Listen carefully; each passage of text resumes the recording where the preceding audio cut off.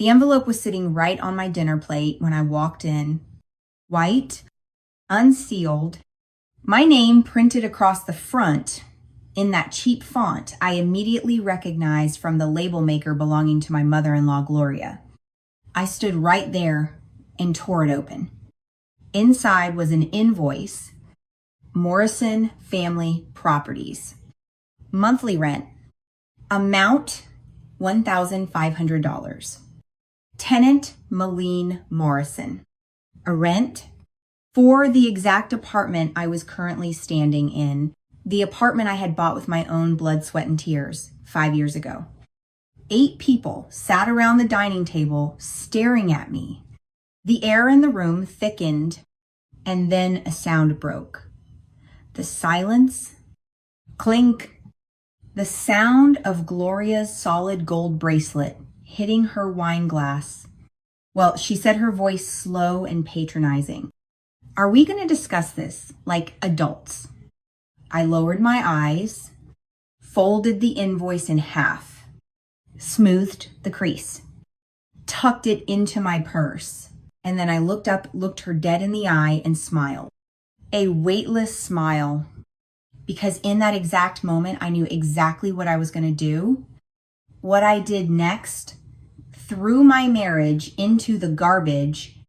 But what I found after that stripped Gloria of everything she had, you see, I lost my mother in a horrific car crash when I was 7. A rogue truck crossed the median, and my mother's tiny car did not stand a chance. My father was just a blank space on my birth certificate. So the state stepped in. I was thrown into the foster care system, 11 years, 4 different families. They were not evil. They fed me, gave me a place to sleep, but nothing. There was mine. Foster care teaches you a bloody lesson. Everything in this world can be taken away. Your room, your school, even your toothbrush. The family photo on the fridge gets replaced and you are not in the new one. So you learn to hold on. You learn to keep something just for yourself that no one else can sign away. At 18, I aged out with an old duffel bag, $1,400 from tutoring gigs, and a brutal realization that no one was coming to save me. There were no fairy godmothers. I threw myself into studying accounting. I chose numbers because they never lie. A ledger column either balances or it is wrong. There is no gray area. There is no pity. At 26, I passed my accounting exam on the first try. And at 28, I scraped together my meager overtime pay and extreme savings to buy my first condo. I set up a company named Calder Holdings, my birth name. The only thing that belonged to me before the system slapped a bunch of strange last names on me: a 2-bedroom apartment, oak floors, and a cracked tile right by the entrance. On move-in day, I dropped my suitcase and chipped it. I never fixed it. I left it exactly like that. Every time I stepped on that freezing cracked tile, it reminded me that I got here on my own 2 feet. No one co-signed. No one handed me a handout. Then I met Derek. He was warm, quick to laugh, and unpretentious. He knew I grew up in foster care, but did not look at me with pity. When we talked about getting married, I told him I had my own savings and some prior assets. He nodded, did not ask questions. But I also never gave him the name of the company or the combination to the safe. The orphan inside me always kept one hand on the exit door. I was just afraid of losing it all. My first day meeting my mother-in-law, Gloria, an imposing woman in a colonial style house. She walked out of the kitchen carrying a tray of snacks, sizing me up with the eyes of a property manager, evaluating a low-budget tenant. No parents at all, huh? She dropped the question, Not entirely malicious, but it had fangs. She poured the tea. That heavy gold bracelet on her wrist kept clinking against the glass pitcher. It was thick, unbending. She wore it like a badge of absolute authority. She paced around the house, touching everything from the countertops and door frames to the edges of the cabinets, like a dog marking its territory. The Morrison family owned 6 rental properties, and she talked about them like they were her biological children. 2 months after the wedding, Gloria started her games. She showed up at my place, unannounced, brought a massive Morrison family portrait, and nailed it right in the middle of my living room without asking, like planting a flag of conquest. She strolled around my house, running her hands over my kitchen cabinets, tapping the walls. Derek, this place has good bones. Reminds me of my rental on Park Road. She actually said that. Then on her way out, she dropped a razor-sharp comment.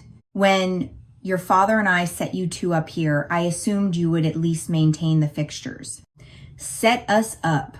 I smirked internally. That night, while Derek was snoring, I opened my computer, went straight to the county tax website, typed in the address. In a blink, the result popped up. Owner Calder Holding. My name, my company, my asset. Gloria never checked. She just assumed, because before the wedding, Derek had asked her for advice about this neighborhood, and she assumed that whatever she did not ask about, she inherently controlled. And then the breaking point, Sunday dinner at my in-laws. Gloria served roast beef. For 40 minutes straight, she droned on about housing prices, raising rents, and plumbing issues. My sister-in-law, Paige, a divorced, unemployed woman living off alimony, sat there smirking maliciously. Gloria put her fork down, planted both hands on the table. Clink. The gold bracelet sounded off again. You came into this house with empty hands. Malene, do not confuse generosity with entitlement. The whole table went dead silent. My father-in-law cleared his throat. Derek, oh, my loving husband, stared into his water glass like it contained a survival manual. He was mute as a stone, not a single word to defend his wife. I wiped my mouth. I appreciate the dinner, Gloria. That was it. I did not give her the emotional reaction she was starving for.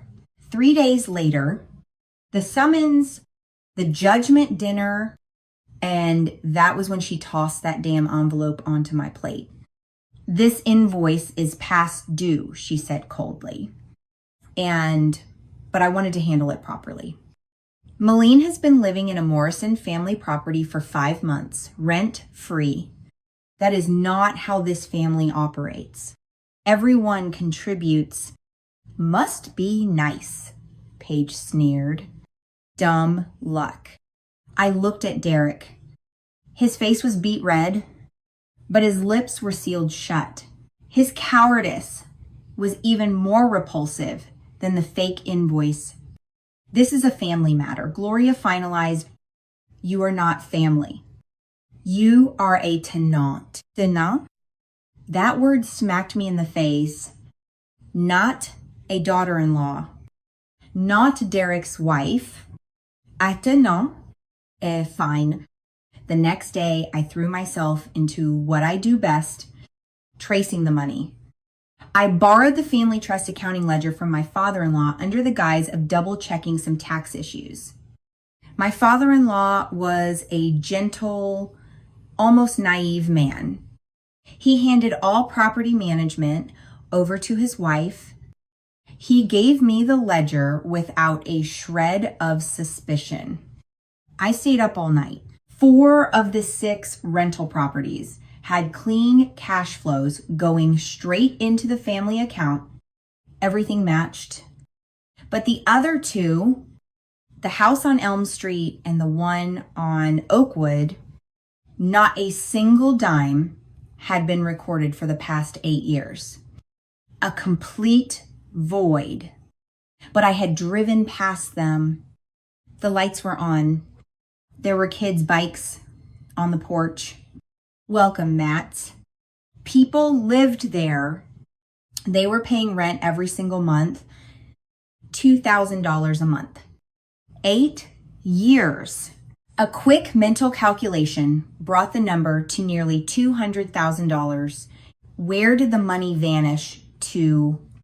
I remembered going to Gloria's house to pick up some stuff recently, and I accidentally saw a strange bank statement on her desk. Credit union, not the bank the Morrison family normally used. Regular monthly 4-figure deposit. My heart hammered against my ribs. Not from fear, but from the thrill, the cold thrill of a hunter spotting the prey's blood trail. Gloria Morrison was not just a domineering mother-in-law. She was a golden goose stealing from her own husband. October 2018. I checked the history.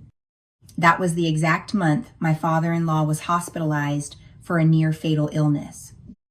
Gloria got scared. The woman who grew up in the slums was suddenly terrified of losing everything if her husband died. So she started skimming Saturday. The night before Judgment Day, I printed exactly one piece of paper, the deed of ownership for the apartment under my company name. I shoved it in my purse. I did not choose to sue her for document fraud. Tu me su. I did not report her to authorities to lock her up. So loud. I chose a far more brutal weapon.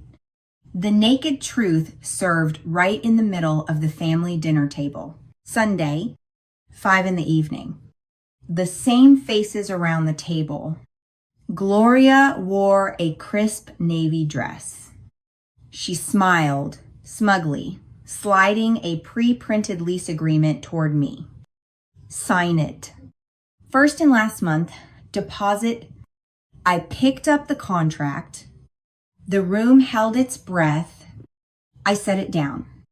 Gently, clasped my hands firmly in my lap. Before I sign anything, I said, my voice low, slow, and sharp as a razor.